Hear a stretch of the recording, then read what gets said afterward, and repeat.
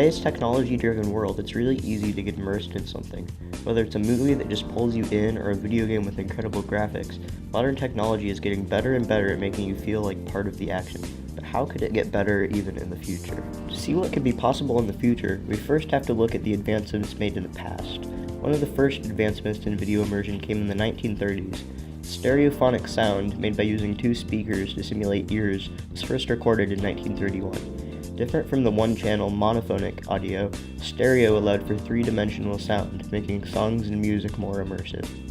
One of the first movies to incorporate stereo was Disney's Fantasia in 1939, using a system called the Fantasound. However, the equipment was very expensive and the technology wasn't used in theaters again until the 50s. Another 20th century video advancement was stereoscopic 3D. Since humans have two eyes, using two recording sources like with stereo sound made the produced image have a feeling of depth.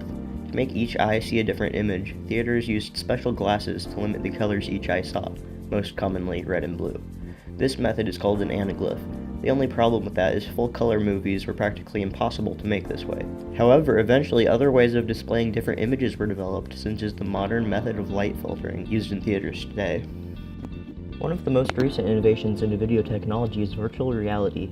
Although VR has existed for several years, it's recent advances that will prove VR as a video medium. The process of making 360-degree videos has recently become more popular, supported on YouTube and other streaming sites. To make a 360 video, you need to use a special camera setup. Using a special rig, 6 to 7 cameras, usually GoPros used for their small size, are pointed in different directions to cover every angle. After filming the shot on every camera simultaneously, you'll need a computer program that can splice the footage into a 360 video. And even more recently, companies have developed cameras that can take 360 videos on their own. VR headsets have also become more mainstream in the past few years. The Google Cardboard and Samsung Gear have made it easy for people to experience virtual reality from their smartphones, and the HTC Vive and PlayStation VR have implemented room-scale motion tracking. All VR headsets work similarly, using accelerometers and motion tracking to tell where the user is looking. Each eye sees a slightly different image, creating stereoscopic 3D.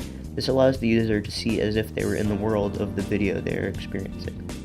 So currently, virtual reality is about the most immersive technology widely available, but how could it get even better in the future? Science fiction could actually be a place to look. One form of immersive media being popularized is full dive technology. The Japanese manga and anime series that created the term, Sword Art Online, is all about virtual reality, even to the point where players of the game are neurologically linked into the program itself. The fictional world was many people's introduction to virtual reality, but now companies are trying to bring it to life.